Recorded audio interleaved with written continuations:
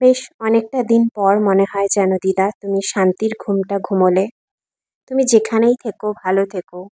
তোমার আত্মার শান্তির কামনা করি। আর পারলে এই হতভাগা নাতনিকে ক্ষমা করে দিও। কেন তোমার শেষ যাত্রায় আমি তোমাকে একটু দর্শনও করতে পারলাম না আমার এই শারীরিক অসুস্থতার কারণে। পারলে আমায় ক্ষমা করে দিও। ভালো থেকো তুমি তোমার তারাদের দেশে। গুড মর্নিং, শুভ সকাল বন্ধুরা। কেমন আছো সবাই? আশা করি তোমরা সকলেই খুব ভালো আছো। আমরাও কিন্তু ভালো আছি। তো এই যে দেখো সকালবেলা একদম চলে এসেছি রান্নাঘরে। আর আজকে কিন্তু রবিবার, তো ওই জন্য মিকির আজকে স্কুল ছুটি।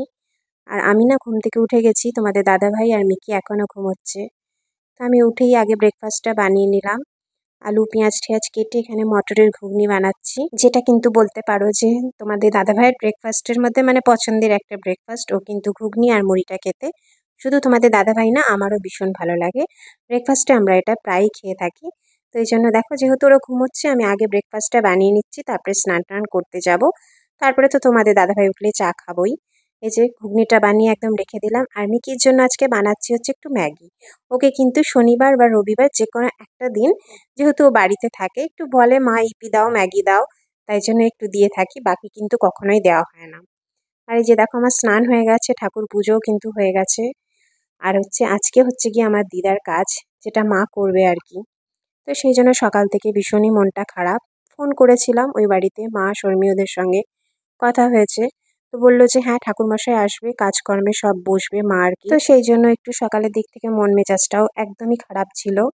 আর তারপরে যেতে তো পারলাম না, তোমাদের দাদাভাইও বাড়িতে আছে, মিকিরও আজকে ছুটি। তো সেই জন্য সকাল থেকে কাজকর্মতে লেগে পড়েছি। আর ওদিকে তোমাদের স্নান পুজো টুজো সেরে উঠে দেখি যে বাবা আর মেয়েতে দুজনেই উঠে পড়েছে।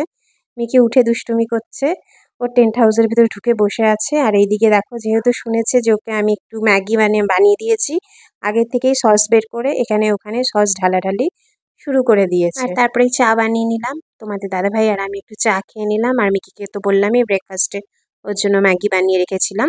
আর আমাদের জন্য ঘুগনি মুড়ি, সেটাই হবে আজকে ব্রেকফাস্ট। আর এই যে দেখো, একবার এই ঘর একবার ওই ঘর। স্কুলে যায়নি মানে বুঝতেই পারছো, এই ঘরে একবার দুষ্টুমি হবে, ওই ঘরে একবার দুষ্টুমি হবে। আর এই জামা কাপড়গুলো আমি একদম সকালবেলা দিক করে ভাঁজ করে রেখে দিয়েছিলাম। তো ততক্ষণ ওরা ওঠেনি, ততক্ষণ আমার যা সমস্ত কাজকর্ম ছিল সবই সারতে শুরু করেছিলাম, এক এক করে সেরে রেখে দিয়েছিলাম। আর এই যে তারপরে রবিবার বলে কথা, মানে বুঝতেই পারছো, সবজি মাছ মাংস যা থাকে সকলের বাড়িতেই আসে, সেগুলো গোছ গাছ, সেই দিন কিন্তু ভীষণই ঝামেলার দিন থাকে। ঠিক আছে, যত না কাটতে গোছাতে মানে যখন আনা হয় তখন মনে হয় যেন সব কখন কাটবো গোছাবো, কিন্তু কাটা আর গোছানোর পরে কিন্তু বেশ ভালো লাগে। সুন্দর করে গুছিয়ে গুছিয়ে রেখে দিলেও বেশ সুবিধাও হয়, মানে পরের দিন কাজ করতে বলো বা এক দুদিন কিন্তু কাজকর্ম করতে বেশ সুন্দর সুবিধা হয়। আর তারপরে এই যে একটুখানি, আমি খাবো না, তো একটুখানি শঙ্কর মাছ তোমাদের দাদাভাইয়ের জন্য বানিয়ে দিলাম। আর তারপরে এই যে দেখো, সন্ধ্যেবেলা দিক করে যাচ্ছি হচ্ছে ও বাড়িতে। বললামই যে মা তো দিদার কাজ করেছে আজকে। আর মন মেজাজ তো সকলেরই খুব খারাপ, তো বলছি বারবার। আর মায়ের তো অবশ্যই খুব খারাপ, মানে বুঝতেই পারছো, সে তার মায়ের কাজ করেছে। আর বাবা মাকে হারানোর যন্ত্রণা আর কষ্ট, সেটা কোনো কিছুর সঙ্গেই তুলনা হবে না, কোনো কিছুর সঙ্গেই না।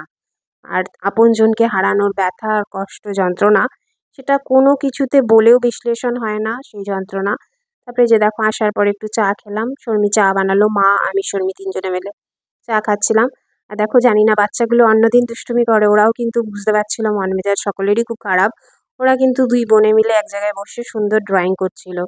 সেটাই দেখছিলাম যে ওরাও হয়তো বোঝে বাড়ির লোকেদের কখন মন মেজাজ খারাপ থাকে, কখন আমাদের মনে আনন্দ থাকে দুঃখ থাকে।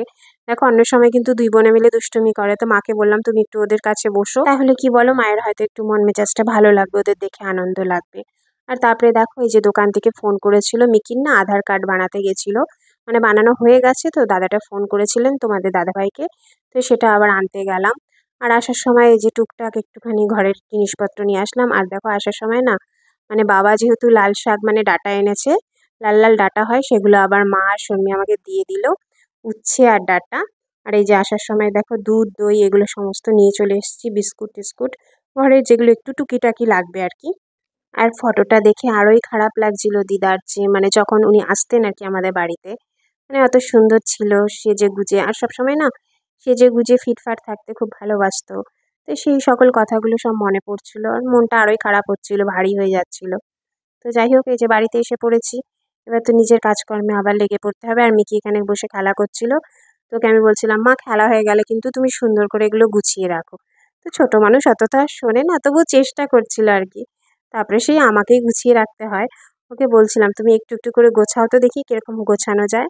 তারপরে এই যে রান্নাঘরে এসে ভাত বসিয়ে দিলাম, আর এদিকে দুধটাও গরম করতে বসিয়ে দিয়েছি। আর এই যে দেখো পরের দিনের জন্য একটু সবজি কেটে কুটে রাখতে বসেছি আর কি। আর ওই যে ডাঁটাগুলো মা দিল সেগুলো সুন্দর করে একদম কেটে কুটে গুছিয়ে রেখে দেবো। আর কুমড়োটাকে একদম সুন্দর করে কেটে ওই যে মাঝখানের যে বুকেগুলো না বুফে কি বলে, সেইগুলোকে কেটে আমি এরকম পরিষ্কার করে রেখে দিই, যার ফলে কিন্তু তোমরাও চাইলে এটা করতে পারো, যার ফলে কিন্তু অনেকটা দিন কুমড়োটা ভালো থাকে। তো চলো আজকের ভিডিওটা এখানেই শেষ করছি। সকলে ভালো থেকো, সুস্থ থেকো, টাটা।